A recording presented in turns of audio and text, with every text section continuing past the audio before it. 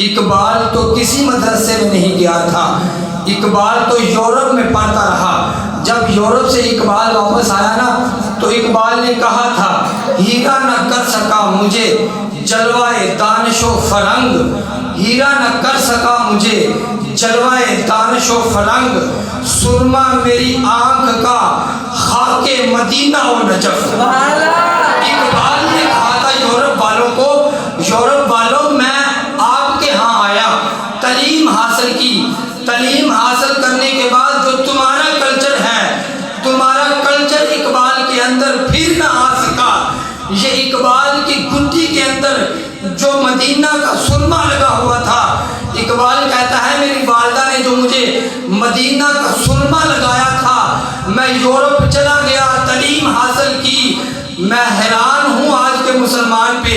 اقبال نے یورپ جا کے تعلیم حاصل کی، ان جیسا نہ بنا، ہم یہاں بیٹھ کے ان جیسے بن بیٹھے ہیں، ہم یہاں چلتے پھرتے ان جیسے۔ افسوس سے کہہ رہا ہوں، یہ ہمارے معاشرے میں ہم ایسے ہیں، ہم ایسے بن گئے ہیں۔ اور آج کی رات دعا کریں کہ مولا ہمیں ایسا نہ بنا، ہمیں ایسا بنا کہ ہم تجھے پسند آ جائیں۔ سب کہیں گے آمین۔ ہمیں ایسا بنا کہ ہم تجھے پسند آ جائیں۔ علامہ اقبال نے کہا تھا، القرآن یفسر بعضهم، قرآن پاک کا ایک حصہ دوسرے حصے کی تفسیر کرتا ہے۔ اب یہاں سبحان الذی اسری بعبدہ، بندہ اللہ نے کہا، عبد کا معنی کیا ہے؟ بندہ۔ یہ سورہ بقرہ میرے سامنے ہے، کنز الایمان ہے، اعلیٰ حضرت کا لکھا ہوا ترجمہ، ہمارے مسلک کے امام ہیں، آپ نے لکھا یا ایھا الذین آمنوا کتب علیکم القصاص فی القتل الحر بالحر والعبد بالعبد۔ یہاں بھی عبد آیا، اس کا معنی بندہ نہیں، یا تو وہاں بندہ کرو یا یہاں بندہ کرو۔ اس کا معنی جتنی بھی لغت کی کتابیں ہیں انہوں نے بندہ نہیں کیا، یہ بھی عبد ہے۔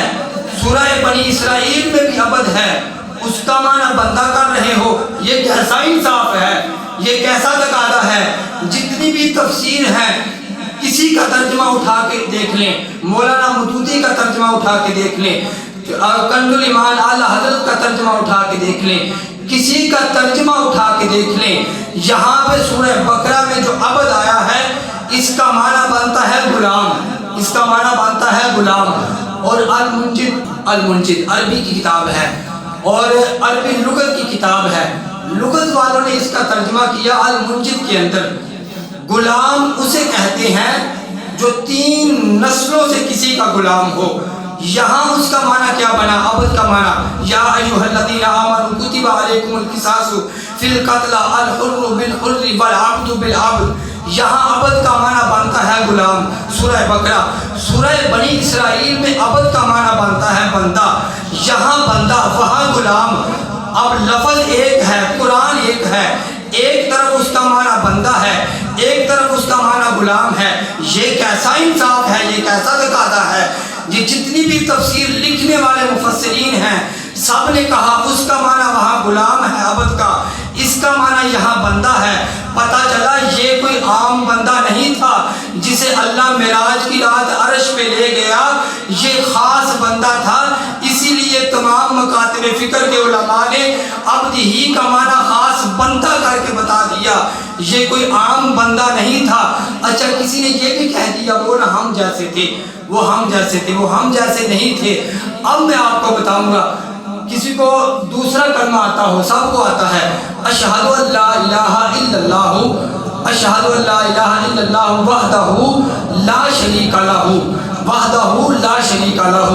اللہ کے ساتھ جو پہلی صفت آئی ہے وہ وحدہ ہے، لا شریک لہ۔ واشہد ان محمدن، جو محمد کے ساتھ پہلی صفت آئی ہے وہ عبدہ ہے، جو محمد کے ساتھ پہلی صفت آئی ہے وہ عبدہ ہے۔ اشہد ان لا الہ، اللہ کے ساتھ پہلی صفت آئی ہے وحدہ، محمد کے ساتھ پہلی صفت آئی ہے عبدہ۔ پتہ چلا جو بندے کے نام کے ساتھ پہلی ڈگری آئی نا وہ کم از کم بڑی ڈگری ہوتی ہے، جو کسی کے نام کے ساتھ پہلی ڈگری آئے نا وہ کم از کم بڑی ہوتی ہے۔ اب پھر بڑے اشہد ان لا الہ الا اللہ وحدہ، وحدہ کے نیچے آئے گا عبدہ، وحدہ کے نیچے آئے گا عبدہ، پتہ نہیں کسے سمجھ آئی. وحدہ کے نیچے آئے گا. میں کیوں کہہ رہا ہوں وحدہ کے نیچے آئے گا عبدہ، یعنی عبدہ وحدہ کے نیچے آئے گا عبدہ کیوں آئے گا؟ وہ ایک ہی تو بندہ تھا، وہ ایک ہی تو بندہ تھا معراج کے لیے گیا، وہ ایک ہی تو بندہ تھا جو معراج پہ گیا. وحدہ کے نیچے آئے گا عبدہ. واشہد ان محمد عبدہ و رسولہ کے نیچے آئے گا لا شریک لہ. وحدہ کے نیچے آیا عبدہ، وہ ایک ہی بندہ تھا جو معراج پہ گیا. لا شریک لہ. رسولہ کے نیچے آیا لا شریک لہ. تم اس بندے کو اپنے جیسا کہتے ہو، میرے تو رسولوں میں اس بندے جیسا کوئی نہیں، میرے تو رسولوں میں اس جیسا کوئی نہیں، میرے تو رسولوں میں اس جیسا کوئی نہیں. اللہ نے ارشاد فرمایا وَأَذِّن فِي النَّاسِ بِالْحَجِّ وَأَذِّن فِي النَّاسِ بِالْحَجِّ وَأَذِّن فِي النَّاسِ بِالْحَجِّ. اب یہ رسول ہیں، اب کیا حکم ہوا؟ وَأَذِّن فِي النَّاسِ بِالْحَجِّ، اعلان کرو حج کا. ابراہیم میرا گھر بن گیا، جی مولا بن گیا. اب آپ کا گھر تو بن گیا، کرنا کیا ہے؟ اعلان کرو. مولا میں کس کو اعلان کروں؟ ایک میرا بیٹا ہے، ایک میری بیوی ہاجرہ ہے، میں اعلان کس کو کروں؟ اللہ نے فرمایا ابراہیم اعلان کرنا تیرا کام ہے. میں نے ابابیلوں سے ہاتھی والوں کا کیا حشر کیا تھا.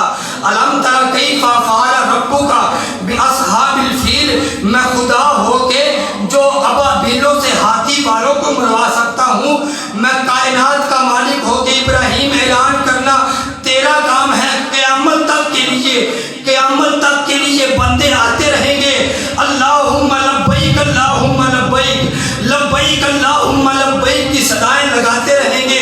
اعلان کرنا تیرا کام ہے. قیامت تک کے لیے بچے کے کان میں یہ آواز پہنچانا مجھ خدا کا کام ہے، خدا کا کام ہے. جو آواز دے کائنات دور کے آئے، جو آواز دے کائنات دور کے آئے، انہیں رسول کہتے ہیں، انہیں رسول کہتے ہیں. یہاں پہ مجھے عبدہ بھی ہے. یہ آیت نمبر 158 ہے، سورہ اعراف ہے، پارہ نمبر 9 ہے. اللہ نے ارشاد فرمایا قل یا ایھا الناس انی رسول اللہ الیکم جمیعا. وہ عبدہ ہے، وہ آواز دے تو سارے بندے لبیک اللہم لبیک کہتے ہیں. یہ آواز دے تو درخت بھی اپنی جڑیں اکھیر کے کہتے ہیں صدا کہتا یا رسول اللہ ہم حاضر ہیں، لبیک یا رسول اللہ ہم حاضر ہیں. جو بیٹھا ہے دیوانہ وہ کہے لبیک یا رسول اللہ، لبیک یا رسول اللہ ہم حاضر ہیں، لبیک یا رسول اللہ ہم حاضر ہیں. ابراہیم آواز دیں تو بندے آئے، یہ رسول ہے. رسول آواز دے تو بندے دوڑ کے آتے ہیں. عبدہ آواز دے تو بندے نہیں بلکہ